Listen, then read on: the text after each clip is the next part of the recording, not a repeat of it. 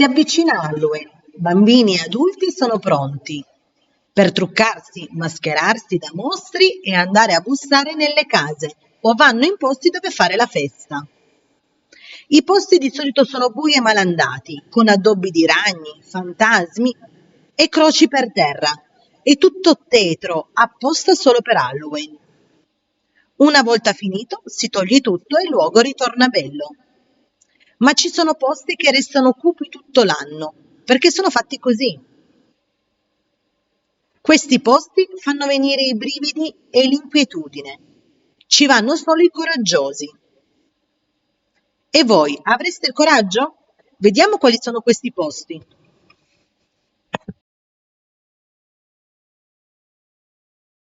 A Lukova, in Repubblica Ceca, c'è la chiesa di San Giorgio, ritenuta dalle persone un luogo spaventoso. La chiesa è stata abbandonata nel 1968 a causa di un crollo. Il crollo è avvenuto durante un funerale, per cui sono nati misteri e leggende. Nel 2014 l'artista Adrava ha realizzato delle statue di fantasma e sembra che siano dei fedeli che partecipano all'ascolto della messa. Brividi. Sono state realizzate anche per entrate economiche e per suscitare curiosità nelle persone. Così la raccolta poteva essere destinata alla ricostruzione della chiesa.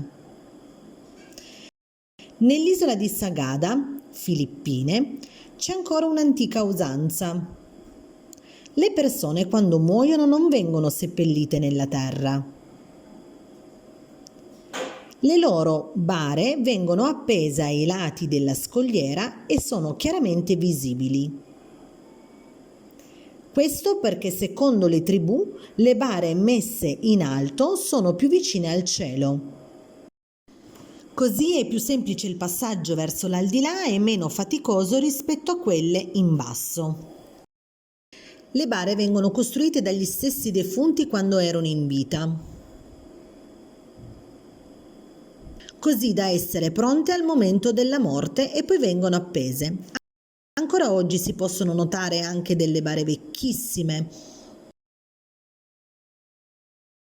In Scozia non conviene portare cani al ponte di Overtoun.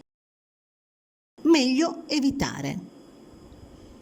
Questo posto è considerato bizzarro dal mondo perché dal 1950 tanti cani, circa 600, si sono gettati dal ponte allo stesso punto trovando la morte.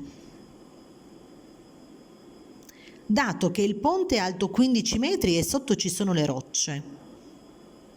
Non è chiaro il perché di questi casi numerosi. Forse hanno seguito l'odore oppure hanno visto o sentito qualcosa, ma ancora adesso non si sa il motivo preciso. Per questo è meglio evitare di portarli lì. Questo posto adesso è nominato il Ponte dei Cani Suicidi.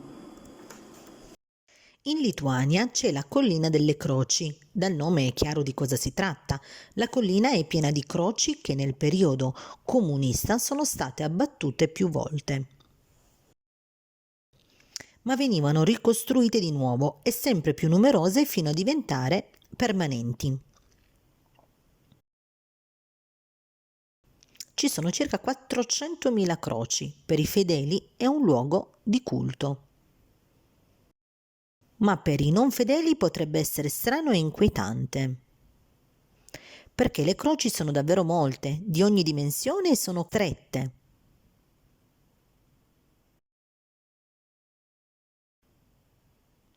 Immaginate di essere lì la notte di Halloween con il buio e la nebbia. Brrr. In Messico c'è l'isola delle bambole, però non si tratta di belle bambole. Il posto è definito un museo dell'orrore perché le bambole sono sporche, rotte, mutilate, impiccate. Ce ne sono tantissime appese. Alcune hanno anche un occhio rotto. È impressionante da vedere. Perché esiste questo posto? È frutto di un contadino, Don Julián Santana Barrera.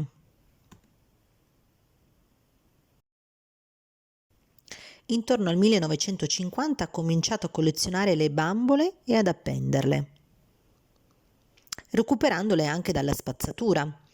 Questo perché vicino c'è un fiume. Aveva assistito all'annegamento di una bambina. Senza poterla salvare, e gli è rimasto impresso nella mente. Qualche giorno dopo aveva visto una bambola galleggiare nel fiume. Capì che essa custodiva l'anima della bambina, così la prese e la appese come forma di rispetto. Comincia così la sua ossessione nel collezionare bambole. Le persone sostengono che non ci sono prove sulla morte della bambina e che l'uomo fosse pazzo, nonostante la sua convinzione di averlo visto. Si prese cura di questo posto, poi con il tempo morì, annegato nello stesso fiume. Che strana coincidenza. Questo posto è diventato noto ai turisti per via della leggenda ed è un'attrazione che piace perché fa venire i brividi. Alcuni visitatori portano anche altre bambole per appenderle. È un bel posto spaventoso e chi vuole passare a vederlo. In Ucraina c'è un parco divertimenti, ma le persone non lo frequentano perché non è mai stato aperto. Doveva essere inaugurato nel 1986. Ma una settimana dall'inaugurazione ci fu l'esplosione di Chernobyl. Le persone furono evacuate per l'alto rischio di radiazioni e per tutelare la propria salute.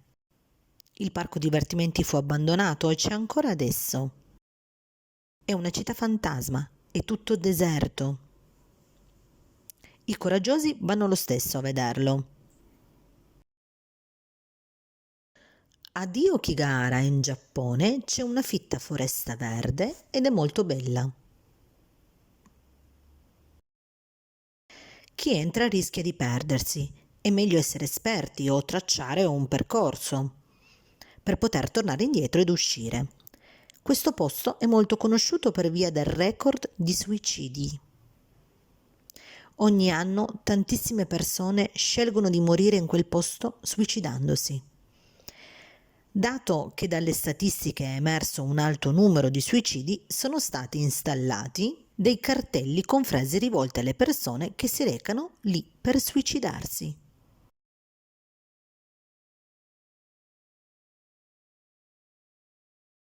Frasi che ricordano che la vita è preziosa e che implorano di non suicidarsi. È un importante messaggio che può far desistere le persone dal suicidio. Il posto, anche se è bello, è molto impressionante. Poi c'è un altro posto,